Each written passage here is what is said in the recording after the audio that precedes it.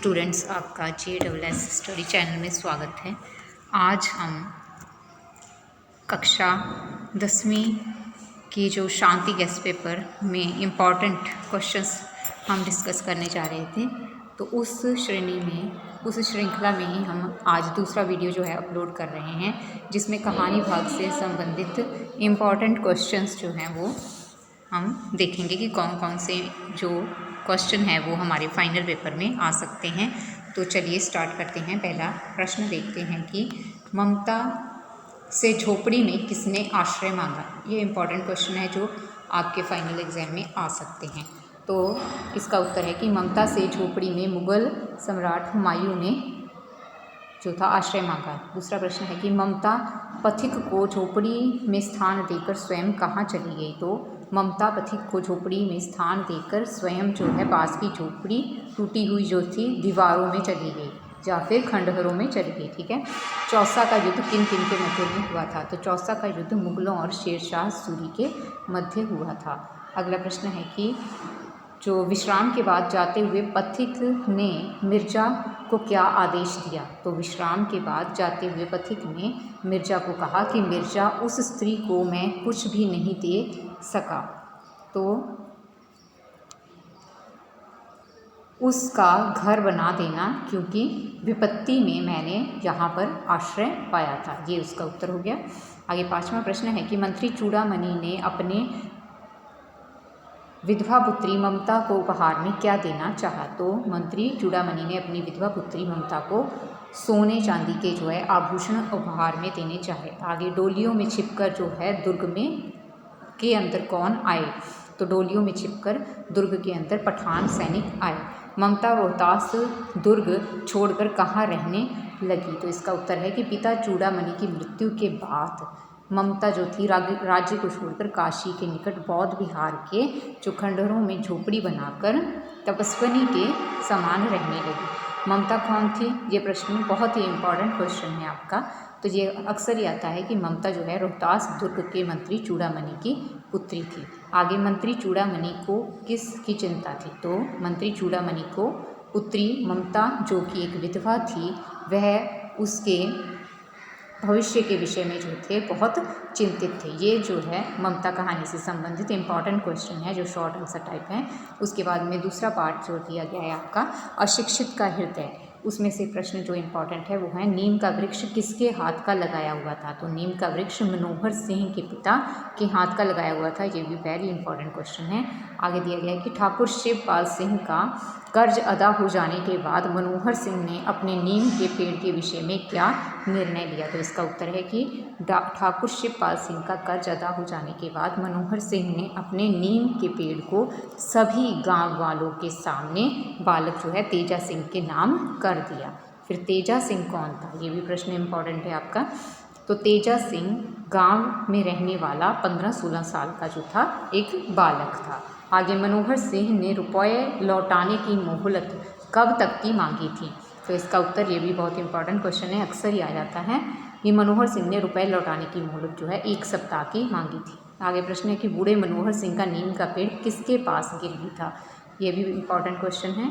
तो इसका उत्तर है कि बूढ़े मनोहर सिंह का नीम का पेड़ ठाकुर शिवपाल सिंह के पास गिरवी था।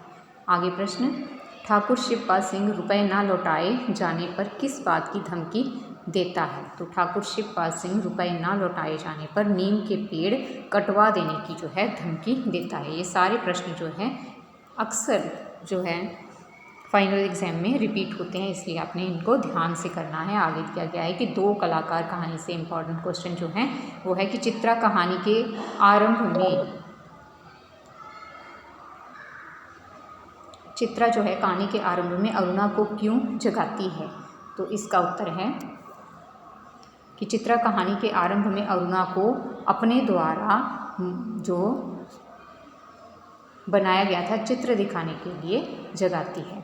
नेक्स्ट क्वेश्चन है कि अरुणा चित्रा के चित्रों के बारे में क्या कहती है। तो अरुणा चित्रा के चित्रों के बारे में कहती है कि कागज़ पर इन बेजान चित्रों को बनाने की बजाय 2-4 जिंदगियां क्यों नहीं बना देती। नेक्स्ट है कि अरुणा छात्रावास में रात को देर से लौटती है, तो शीला उसके बारे में क्या कहती है। शीला उसके बारे में कहती है कि वह यह बहुत गुणी है, वह दूसरों के बारे में सोचने वाली समाज सेविका है। ये इसका उत्तर हो गया। नेक्स्ट क्वेश्चन है कि चित्रा के पिताजी ने पत्र में क्या लिखा था। तो इसमें लिखा गया था कि उसने लिखा था कि जैसे ही उसकी पढ़ाई ख़त्म हो जाए वह विदेश जा सकती है।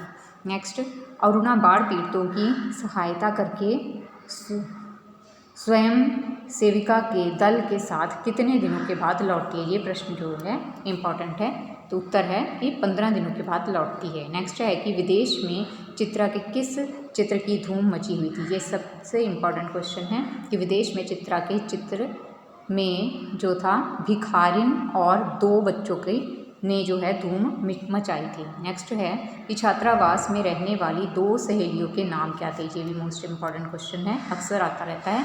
छात्रावास में रहने वाली 2 सहेलियों के नाम चित्रा और अरुणा थे। नेक्स्ट लेसन जो आपका है नर्स से संबंधित जो है क्वेश्चन देखते हैं हम। उसमें दिया गया है कि अस्पताल में मुलाकातियों से मिलने का समय क्या था। मोस्ट इम्पॉर्टेंट क्वेश्चन है। अस्पताल में मुलाकातियों से मिलने का समय जो था वो 4 से 6 बजे तक का था। ठीक है, 4 से 6 बजे तक का। आगे, महेश किस सिस्टर से घुल मिल गया था। ये भी मोस्ट इम्पॉर्टेंट क्वेश्चन है।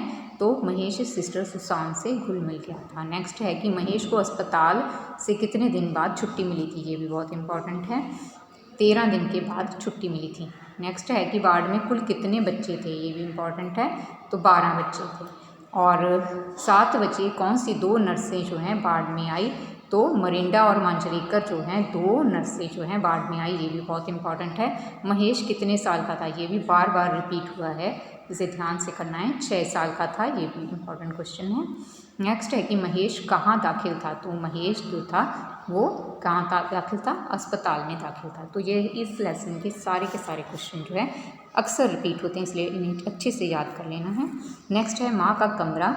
उसमें से इम्पॉर्टेंट क्वेश्चंस जो हैं वो हैं बुजुर्ग बसंती को किस का पत्र मिला। तो उसे नगर के उच्च पद पर नौकरी करने वाले अपने पुत्र का जो है पत्र मिला। ये भी इम्पॉर्टेंट है। नेक्स्ट है बसंती की पड़ोसन कौन थी। ये क्वेश्चन रिपीट होता है, रेशमा थी। ठीक है, तो बसंती बेटे के साथ कहाँ गई। ये भी प्रश्न इम्पॉर्टेंट है। बसंती जो है बेटे के साथ शहर आई। ठीक है, कोठी में कितने कमरे थे। तो कोठी में 3 कमरे थे। ये भी इम्पॉर्टेंट क्वेश्चन है। नेक्स्ट है कि नौकर ने बसंती का सामान कहाँ रखा था। बरामदे के साथ वाले कमरे में रखा था। ठीक है, नेक्स्ट है बुजुर्ग बसंती कहाँ रह रही थी। तो बुजुर्ग बसंती जो है गांव में छोटे से पुश्तैनी मकान में रह रही थी। इसके भी सारे के सारे जो क्वेश्चन ये हैं सभी इम्पॉर्टेंट क्वेश्चंस हैं और ये बार बार रिपीट होते रहते हैं। 6 पार्ट। छठा जो है कहानी दी गई है एहसास कहानी। तो इसमें है कि स्कूल बस पर छात्र छात्राएँ कहाँ जा रहे थे। तो वो कहाँ जा रहे थे, रोज़ गार्डन शैक्षिक भ्रमण के लिए जा रहे थे। तो छात्राएँ बस में क्या कर रही थी। तो छात्राएँ जो हैं वो बस में क्या कर रही थी, अंताक्षरी खेल रही थी।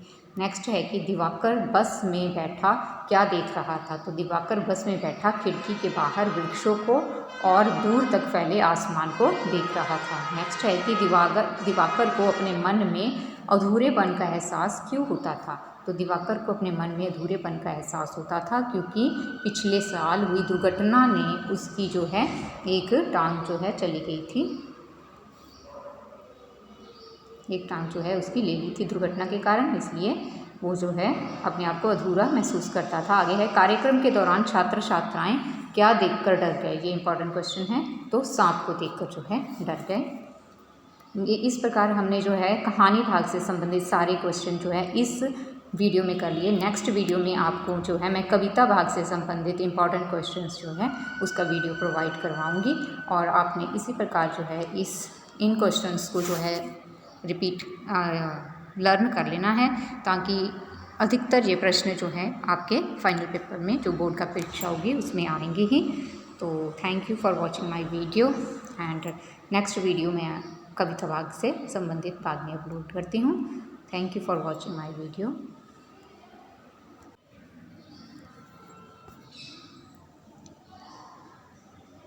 तो मिलते हैं नेक्स्ट वीडियो में, third part of this video. Thank you.